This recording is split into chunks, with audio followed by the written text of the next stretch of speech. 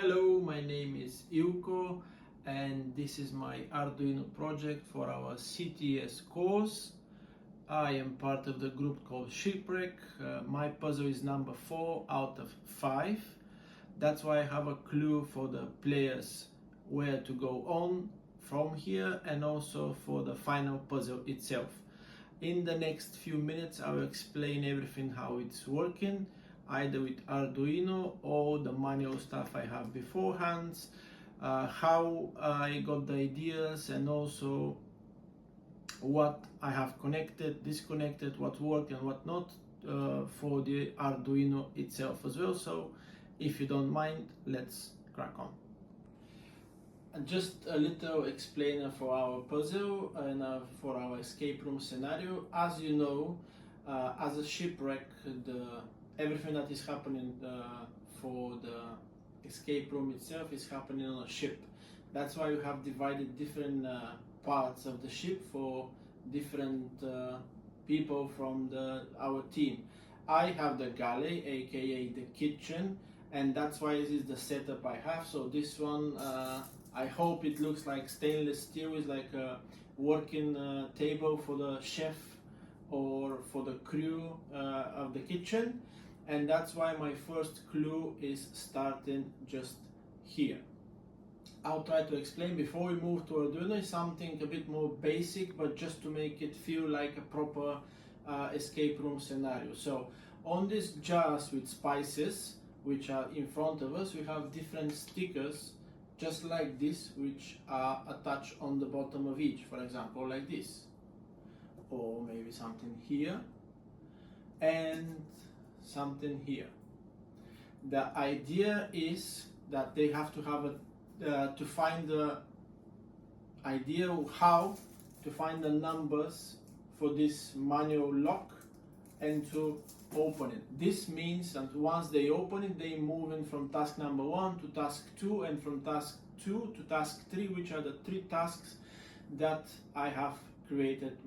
As I said, under every jar of spices there is symbols or numbers, and the idea for the players is to find the idea which are the 3 numbers on this manual padlock which opens a box, which is designed to look like a chef's secret space or somewhere he hides the knives from the rest of the crew, etc. If the players are struggling, I have created this clue which I designed to look like very old piece of paper, and the clue says as it goes: a ship is always on the move, moving from a place to place or from a continent to a continent. Like in a normal life, the ship can be stuck in traffic, same as a car. Like the cars, the ship uses certain lights to navigate around. The idea of the clue is the players to hint the 2 words traffic light, and from then we have the green light, which is 0, we have the yellow light, which is 5, and we have the red light, which is 6. So we have as a traffic light green number 0, yellow number 5, and red number 6, which are the numbers opening the chef secret box.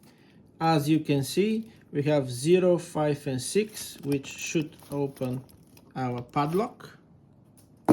And inside the chef's secret cabinet we have a lot of chips and another clue for the players. So the idea here is just to read the clue and move on from there. This is another clue from the players, which I try to design as well to look as an old map or a piece of paper, and it says: clue to the players, use your luck, only one of the chip is working, find it faster and move to the next task. Color don't matter here, or maybe they do. Have fun. So now for the technical part of the project and Arduino itself, we're gonna use the RFID chip reader, and we have a draw or a secret door itself, let's say, and we have the green light and the red light together with the RFID reader. As the task was the players to find the correct chip, we have two options. If they press the wrong one towards the RFID, we're gonna have a red light and access denied, so the door won't open. So let's see how it goes. We're taking this one and let's try if it's the good one or the bad one. So as you can see, we have a red light. The door, which is connected to a servo, was not open, and we have a buzzer, like a buzzer sound, to show the access is denied. We're gonna try with the yellow one, so maybe this is the lucky color. We try again, and no, we still hear the buzzer and we still have the red light. So we have to find the correct one in a second. So now we're gonna try with a different color. Let's try with the blue one. If this one is working, we're gonna have a green light without a buzzer sound, and the servo should open the door itself. From inside the drawer, we're gonna take clues for our next steps for the puzzle and how we move on forward to the next puzzles of my colleagues from the group. So let's try the blue one. Ha! The door is open and we have green light. Now it's gonna close because we have a timer, but anyway, I'll open it again because I know this is the correct chip. So put it again and get the clues out.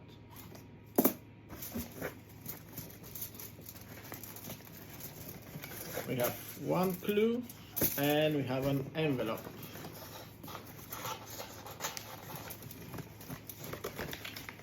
Now that we have opened the final clues, we have another piece of paper, which is very old map or a document, we don't know. Let's see. So it's looking like this, and it says, congratulations, you have completed this part of the puzzle. Where to next? Think who is the most important person on the ship and where you can find his quarters. Good luck. Obviously this is referring to the captain, which is the part of my teammate in this project, Laura. So she's gonna take you up to the captain's quarters. And also in each part of the puzzle that we have, we're gonna have a clue for the very last piece that the players have to find. So in this very old envelope, we have this one, referring to the final puzzle again, and it says the opening move belongs to the king's paw in white. Advanced it with confidence. So this is the part of my puzzle. I will have a quick film, let's say the backstage, so you can see how the Arduino is connected and how the servo is opening the door. And of course, in the academic poster, I'll post all the codes that I have used for Arduino and Arduino IDE, and every other bit and pieces information needed, and hopefully everything will be there, so it will be easier for you to monitor and not to judge but to give the scores. So I'll just show you in the back how the Arduino is working.